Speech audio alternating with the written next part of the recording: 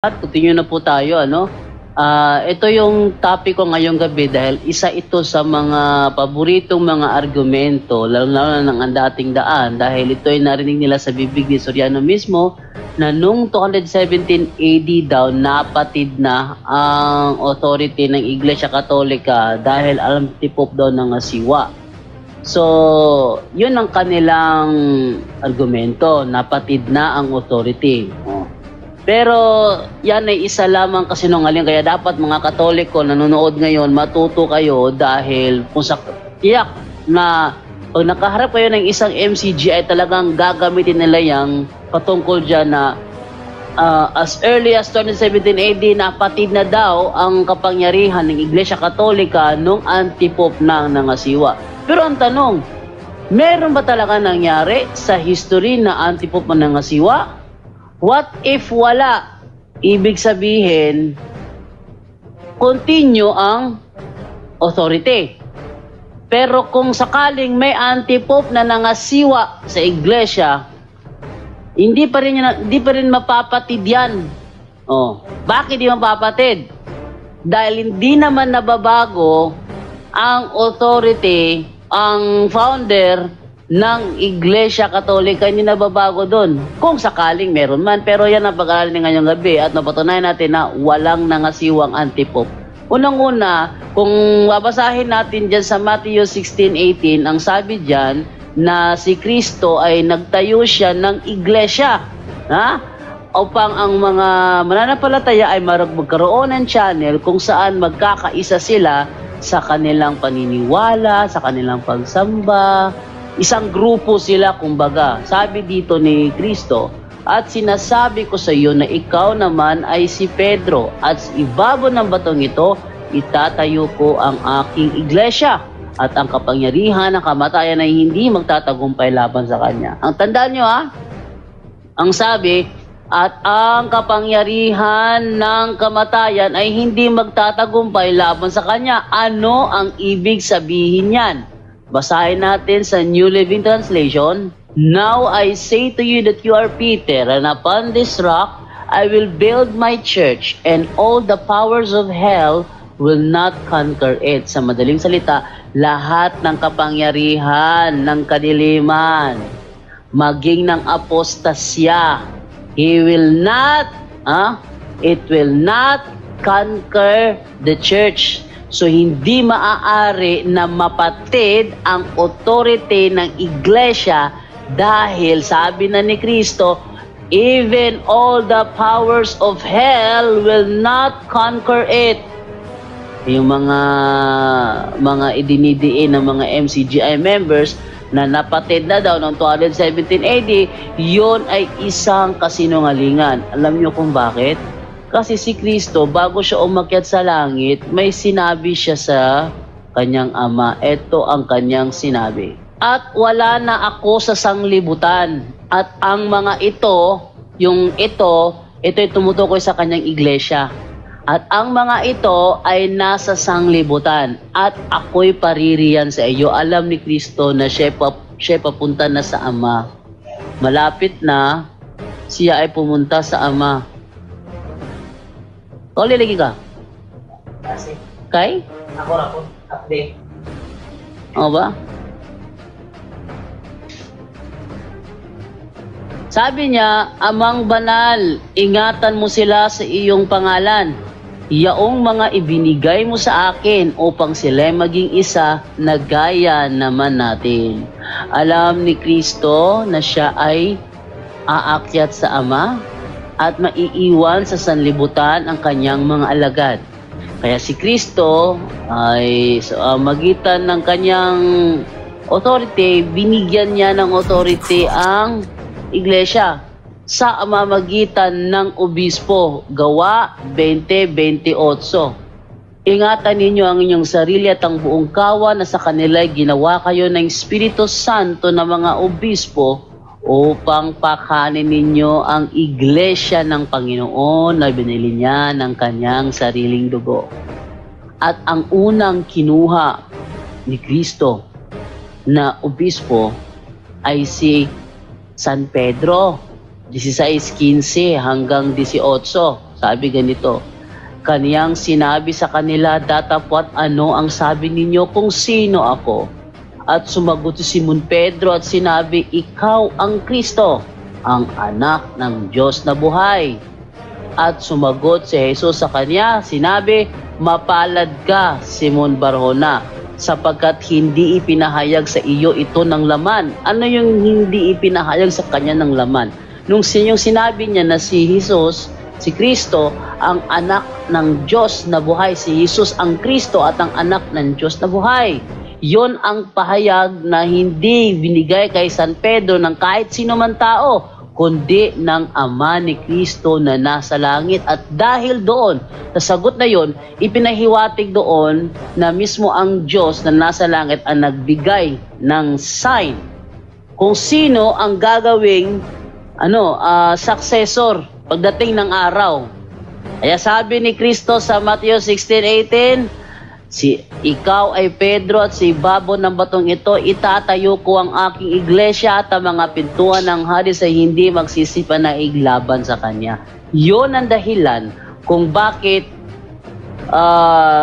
siya ang unang kinuha at siya din ang unang binigyan ng authority. Basahin natin 19, ibibigay ko sa iyo. Sinong sa iyo? San Pedro, ang mga susi ng kaharian ng langit. At anumang iyong talian sa lupa ay tatalian sa langit, at anumang iyong kalagan sa lupa ay kakalagan sa langit. Ang ibig sabihin niyan na anumang kanyang itali o ipahintulot ay papahintulot sa langit, at anuman ang kanyang kalagan o ipagbabaw o halimbawa ganito. Basahin niyo sa magandang balita Biblia, ang sabi ganito, ibibigay ko sa iyo ang mga susi ng kaharian ng langit, ang ipagbawal mo sa lupa ay ipagbabawal sa langit, at ang ipahintulot mo sa lupa ay ipahihintulot din sa langit. Yan ay isang authority. Kung basahin natin yan sa Amplified Bible, ganito ang ating makikita. Yung keys? Authority. I will give you the keys or authority of the kingdom of heaven, or whatever you bind or forbid or declare to be improper and unlawful on earth will have already been bound in heaven. And whatever you loose or permit or declare lawful on earth will have already been loosed in heaven. Ang ibig sabihin pala nung anuman ang iyong talian is anuman ang iyong ipagbawal sa lupa, tatalian sa lupa, ipagbabawal sa lupa, ay ipagbabawal din sa langit, ay tatalian din sa langit. At anuman ang iyong kalagan o ipahintulot sa lupa, ay ipapahintulot din o kakalagan din sa langit. Yan ay authority.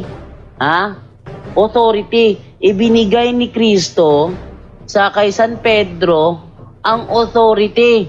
Kaya nga, nung si Kristo paakyat na sa langit, sabi niya kay Apostol Pedro, 1:21-15 hanggang 17, pagkakain nila, tinanong ni Jesus si Simon Pedro, Simon, anak ni Juan, iniibig mo ba ako ng higit sa mga ito? Opo, Panginoon, alam ninyong mahal ko kayo. Tugon niya, sinabi sa kanya ni Jesus, kung gayon, pakainin mo ang aking mga batang tupa. Ibig sabihin dito, siya yung pinagkatiwalaan ni Kristo na siyang magpapakain ng kanyang tupa. Dahil si Kristo'y papunta na sa langit at kailangan siyang mag-iwan ng manager. Kaya pag hindi siya nag-iwan ng manager sa kanyang iglesia sa lupa, ang mangyayari, pag may problema, magkakalat-kalat yun. Wala silang direct channel kung saan sila makakapaglabas sa kanilang hinaing, ng kanilang mga tanong, ng kanilang mga problema dahil walang iniwang manager. Kaya para magkaroon pa rin ng center o channel ng mga miyembro, nag-iwan siya ng mahahalili sa kanya. Si Simon Pedro, sinabihan niya ng 3 beses, pakainin mo ang aking mga tupa. At si San Pedro, ang siyang naging leader ng buong iglesia. Yan ay nasa The World Book Encyclopedia sa volume 16, page 407. The earliest Christians relied on the apostles led by Saint Peter as their authority in settling questions of doctrine and government. So, San Pedro ang siyang pinagkatiwalaan na siyang mga siwa sa iglesia. Dahil sa kanya sinabi ni Kristo, alagaan mo o pakanin mo ang aking mga tupa. So, binigyan San Pedro ng authority na hindi pwedeng mapatid ni numan. Hindi pwedeng mapatid ni numan. Bakit? Dahil naibigay din yon sa kanyang kasamahan sa iglesia. Mateo 18:18. Tandaan ninyo, anumang ipagbawal ninyo dito sa lupa ay ipagbabawal sa langit, at ang ipahintulot ninyo dito sa lupa ay ipapahintulot sa langit. Bakit ganyan? Para ang mga tao, kung sakaling meron gustong malaman, sa iglesia sila lalapit. 3 Gs ng Epeso. Ginawa niya ito upang sa amamagitan ng iglesia ay maipakilala ngayon sa mga pinuno at mga may kapangyarihan sa kalangitan ang walang hanggang karunungan ng Diyos na nahahayag sa iba't ibang paraan. Yan. So, sa pamamagitan ng iglesia. Kaya hindi pwedeng mapatid. Hindi pwedeng mapatid ang authority. Kasi si Kristo mismo nangako siya, nasasamahan niya ito. 28:20 ng Mateo. Turuan ninyo silang sumunod sa lahat ng iniutos ko sa inyo. Tandaan ninyo, ako'y laging kasama ninyo hanggang sa katapusan ng panahon. Ano ngayon sinasabi nila ngayon na ni Eliseo Soriano na as early as 217 AD, napatid na ang authority ng Iglesia Katolika o ang kapangyarihan ng Iglesia Katolika dahil antipope daw ang nangasiwa. Noong 217 pa lang, as early as 217 AD, napatid na ang kapangyarihan nila. Nangasiwa. Sinong antipope ang nangasiwa sa iglesia noong 217 AD? Walang maipakita kahit sinong dating daan. Wala silang maipapakita kung sino ang antipope na nangasiwa sa iglesia noong taong 217. Alam nyo kung bakit? Alam nyo kung bakit? Dahil hindi naman antipope ang nangangasiwa. Sige, silipin natin kung sino ang antipope noong panahong 217 AD. Ang sabi doon, ang antipope ay si Saint Hippolytus. Yan. Saint Hippolytus, yan o.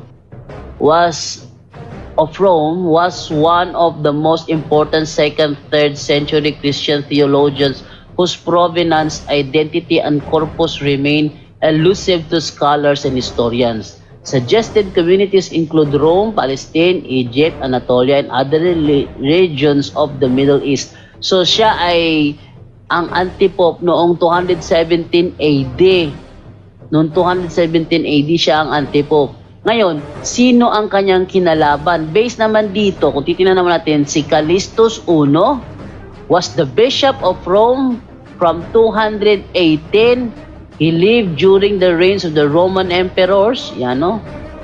Nagsimula siya 218. Tapos sumunod naman itong si Pope Urban. Tapos ito naman si Poncian. Pope Poncian. So sila yung mga pope. Ayan, no? So, walang Hippolytus na nanangulo dahil pagkatapos ni Severinus. Yan, Severinus. Pope Severinus was the Bishop of Rome from 199 to his death on December 20, 217. He was born in Rome and succeeded Victor I. Upon his death on December 20, 2017, he was succeeded by his principal advisor, Callistus I. So, pagkamatay niya, noong December 20, 217, pinalitan siya ng kanyang principal advisor na si Callistus I. Na si Callistus I. So saan uupo bilang mangangasiwa itong antipope na si Hippolytus? Bakit? Ngayon, ito naman tayo sa isang ebidensya sa Catholic Encyclopedia. Ano naman ang sabi dito sa number 16? Yan. Tandaan mo? Sa 15, si Saint Severinus 199 AD to 217 at pagkatapos sa St. Callistus I na 217 to 222.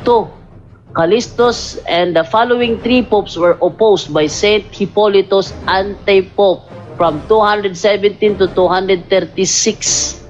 Alain mo? O ngayon, sinong antipope ang nangasiwa?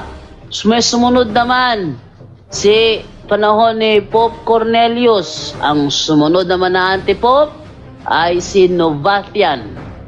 Novatian. Oh. Ang pope noon ay si Pope Cornelius. Noong lumitaw ang antipope na si Novatian. Oh, ito pa sa number 36, no? Si Pope Liberius. Oh. Inupos naman siya ni Felix II na antipope. Oh. Tapos sumunod naman itong si Pope Damasus I na inupos naman ng antipope na si Orsisinus. Oh, yan oh. Palaki natin konti. Yan. Pope Orsisinus. Tapos nung AD 480 naman to 422, umupo naman si Pope Boniface I na kinontra naman nitong antipope na si Eulalius. Oh. Ngayon, ito naman tayo sa 498 AD to 514 na si Pope Symmachus na inopose naman ni Laurentius na antipope. Yan. Tapos si Pope Boniface noong 530 na kinontra naman ng antipope na si Dioscorus. O, maliwanag yun. O, dito naman tayo sa 687 AD to 781 AD si Pope Serious I na kinontra naman ng mga antipopes na sina Theodore at Pascal. O. So, napakaliwanag na ang antipope ay never nangasiwa sa iglesia. At kung sasabihin ni Eli Soriano na dahil antipope na nangasiwa na patid na ang authority, wala lang palang antipope nangasiwa, so ang authority hindi napatid, continue pa rin mula noon nang ibigay ito ni Cristo kay San Pedro hanggang ngayon. Dahil never naman nangasiwa ang antipope. See? So napatid ba ang authority? Hindi napatid. Kahit pa pagtulungan niya ng dating daan at ng kahit sinong reliyon, hindi nila mapapatid ang authority ng Iglesia Katolika dahil sabi na ni Cristo, I will build my church and all the powers of hell will not conquer it. So, ganyan lang po ka-ikli yung ating paliwanag. At least, punto por punto. Ngayon, bigyan natin sa ating mga kasamahan para sa kanilang greetings at simulan na po natin ang tanungan portion.